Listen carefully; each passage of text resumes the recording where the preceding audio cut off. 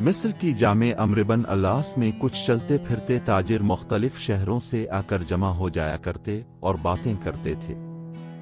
ایک دن وہ بیٹھے باتیں کر رہے تھے کہ ان کی نظر ایک عورت پر پڑی جو قریب ہی ایک ستون کے نیچے بیٹھی تھی۔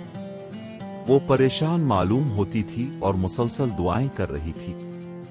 ایک تاجر نے جو بغداد سے آیا تھا اس عورت سے کہا، کیا بات ہے؟ اس نے کہا، میں ایک لاوارث عورت ہوں اور میرا شوہر 10 برس سے غائب ہے۔ مجھے اس کا کچھ بھی معلوم نہیں ہوا۔ میں قاضی صاحب کی یہاں پہنچی کہ میرا نکاح کر دیں، مگر انہوں نے کہا کہ تم پہلے ہی شوہر والی ہو۔ میرے شوہر نے کوئی سامان نہیں چھوڑا جس سے میں بسر اوقات کر سکوں۔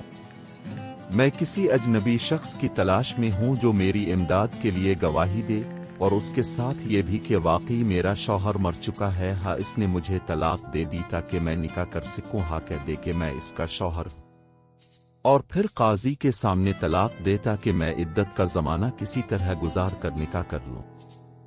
تاجر نے کہا کہ تو مجھے 1 دینار دے تو میں قاضی کے سامنے جا کر کہہ دوں گا کہ میں تیرا شوہر ہوں اور تجھے طلاق دیتا ہوں۔ عورت رونے لگی کہ میرے پاس تو درہم بھی نہیں، دینار کہاں سے لاؤں؟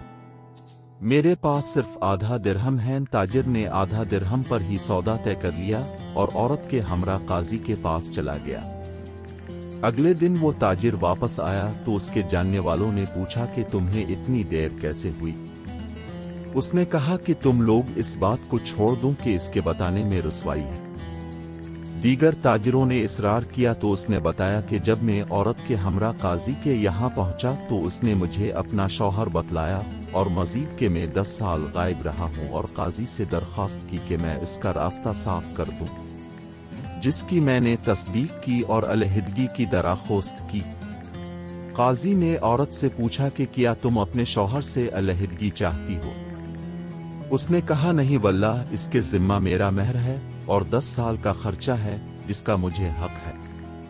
تاجر سے قاضی نے کہا کہ اس کا حق ادا کر اور تجھے اختیار ہے طلاق دینے اور روکے رکھنے کے بارے میں۔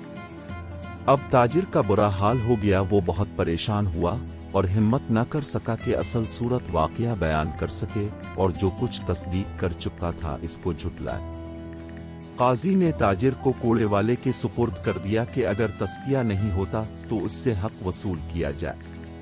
بالآخر 10 دیناروں پر باہمی تصفیہ ہوا جو اس عورت نے تاجر سے وصول کر لیے۔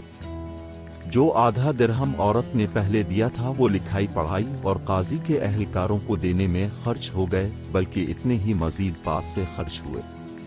ساتھیوں نے اس کا خوب مذاق اڑایا اور دیگر جاننے والوں کو بھی بتایا۔